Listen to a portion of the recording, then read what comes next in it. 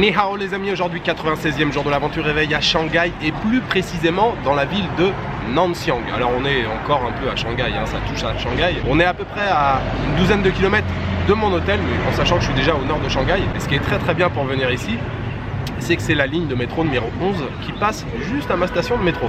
Donc j'ai mis, allez, 20 minutes à peu près pour venir. Il y avait 8 stations de métro. Donc je suis venu ici aujourd'hui parce qu'on m'en a beaucoup parlé. Enfin, on m'en a beaucoup parlé. Xavier, un Français qui vit à Shanghai, m'en a parlé en me disant que c'était un endroit très sympa. Et puis j'ai fait quelques recherches aussi. J'ai lu quelques blogs et c'est vrai que ça a l'air charmant. Donc il y a un jardin et je me trouve justement devant ce jardin qui s'appelle Guyi Garden, enfin jardin Guyi. Et puis il y a une partie ville historique, ville ancienne, et puis il doit y avoir probablement quelques temples. Ce matin, c'est un peu dur, je me suis couché, il était quasiment 5 h hier soir. Internet à l'hôtel, c'est de la merde, mais vraiment c'est de la merde. Impossible de se connecter, enfin bon, c'est très compliqué. Je suis descendu en bas à la réception, j'ai réussi un moment à me connecter, à charger un petit peu, je suis remonté, ça marchait plus. Enfin bon, c'est la grosse galère. J'ai réussi à mettre la vidéo, à charger la vidéo. Je ne l'ai pas mis en mode public, je la mettrai ce soir si j'y arrive. En fait, j'ai fini par mettre la vidéo sur mon téléphone. Avec mon téléphone, j'ai réussi à me connecter et j'ai chargé sur mon téléphone. Sauf que je ne peux pas modifier tous les paramètres que je veux, je ne peux pas mettre la miniature que je veux. C'est un peu plus compliqué sur le téléphone. Enfin bon, Internet, de toute façon, ici, c'est compliqué. Donc, ça m'a bien saoulé hier soir. Ce matin, j'ai réussi à me lever pas trop tard, parce qu'en fait, il y avait les bruits du marteau-piqueur à côté. Évidemment, en me couchant à 5 h, j'ai réussi à me lever à 8 h. Voilà, c'est le bruit qui m'a réveillé. J'ai essayé de me remettre sur internet et tout, enfin voilà, c'est la grosse galère. J'ai pas réussi à faire ce que je veux. Bref, je mets ça de côté et j'attaque ma nouvelle journée ici à Nanxiang.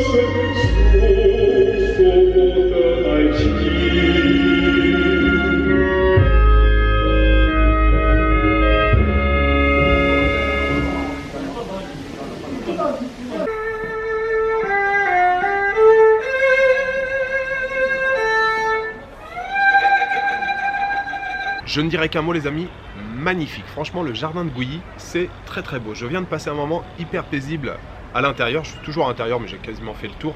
Déjà, merci Xavier pour l'information parce que rien que ça, je pense que ça vaut le déplacement à Nanxiang. On peut y passer pas mal de temps et c'est vraiment un bel endroit. Il y a pas mal de monde, beaucoup de Chinois. J'ai pas vu beaucoup de touristes occidentaux. Et c'est vraiment un endroit très très beau. Il y a, voilà, il y a de l'eau, des bassins, quelques tentes, quelques salles d'exposition. Et puis évidemment beaucoup de verdure, des arbres, des plantes. C'est vraiment assez grand. J'ai fait à peu près le tour. Je suis pas passé dans tous les endroits parce que c'est un peu, il y a des endroits c'est un peu labyrinthe. Il y a des passages avec des portes. Mais c'est vraiment un très très bel endroit. Je suis très content d'être venu ici. Par contre, je me suis rendu compte à l'entrée que j'avais oublié mon trépied. Oui, ce matin j'étais tellement vénère. J'ai claqué le portable et je suis parti comme ça et j'ai oublié le trépied. Donc j'ai bricolé un petit peu, je vous ai fait des plans à l'arrache. J'aime quand c'est possible, même normalement ça devrait tout le temps être comme ça, vous faire des plans bien fixes qui ne bougent pas. Et bah là évidemment sans le trépied c'était un peu plus compliqué. Je vais me diriger maintenant vers le centre historique qui ne doit pas être très très loin. Il faut que je regarde un petit peu la carte.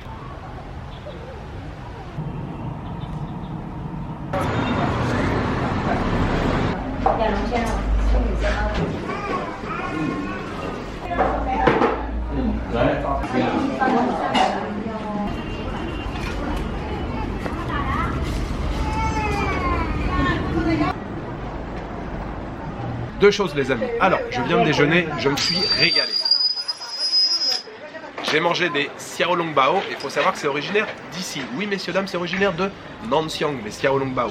En fait, juste à la sortie du parc, le premier restaurant que j'ai croisé, c'est-à-dire juste à côté, il y avait plein de paniers en bambou entassés les uns sur les autres. Je dis allez hop, je m'arrête, je vais manger des raviolis ici. Ils étaient vraiment très très bons. Je sais plus combien il y en avait dans le panier, ça m'a coûté 30 yuan.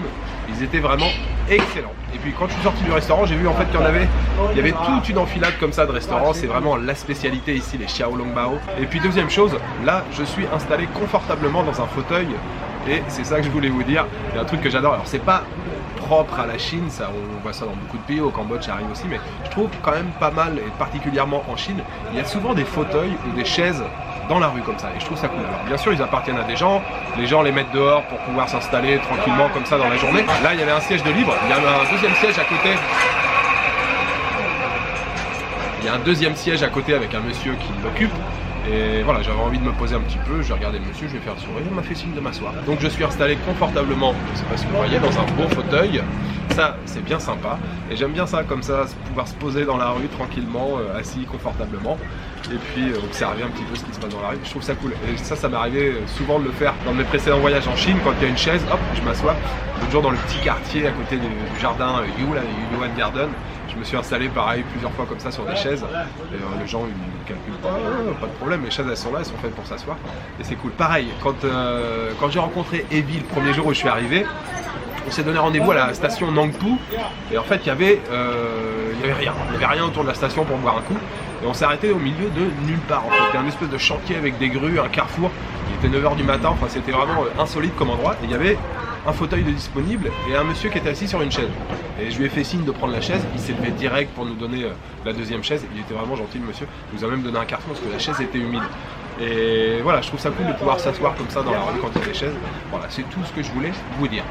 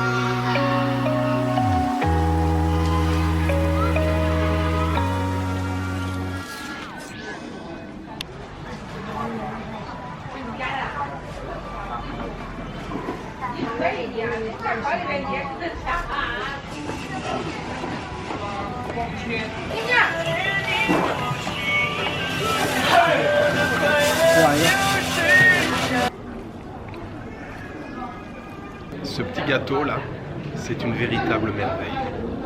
4 yuan seulement, fourré à l'ananas. Vraiment, c'est excellent, c'est très très bon. Et en fait, ça me fait penser, hier, vous savez, j'ai acheté des egg tarts. On peut les appeler carrément des pastéis de nata, hein, parce que c'est exactement là, ceux que j'ai acheté hier, c'est exactement la même recette. Alors bref, on trouve beaucoup de egg tarts en Chine, mais souvent c'est une pâte brisée. C'est pas aussi cuit en fait que ceux qu'on trouve au Portugal. Vous savez, c'est pas un peu brûlé sur le dessus. Ceux que j'ai acheté hier, ça vient d'une chaîne qui s'appelle Lilian Bakery. Et encore une fois, c'est Xavier qui m'a conseillé d'y aller. Je m'y suis arrêté hier, j'en ai acheté 4.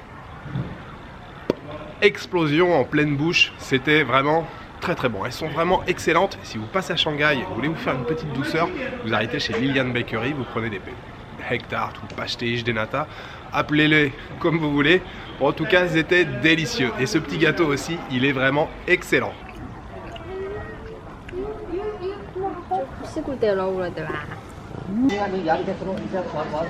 Nouvelle chaise trouvée. Oui, alors je vous ai pas dit sur la petite partie ancienne, là, historique de Nanxiang. C'est très agréable, hein. Il y a une partie au début, on va dire plus résidentielle, avec un tout petit peu de commerce.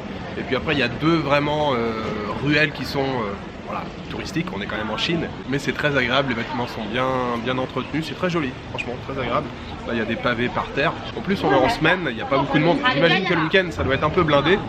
Mais là, c'est vraiment une promenade très agréable, ça fait plaisir. Je peux déjà que vous conseiller de venir à Nanxiang. C'est vraiment tout près de Shanghai. Voilà, en quelques stations de métro, vous êtes arrivés. Et c'est une étape très sympathique.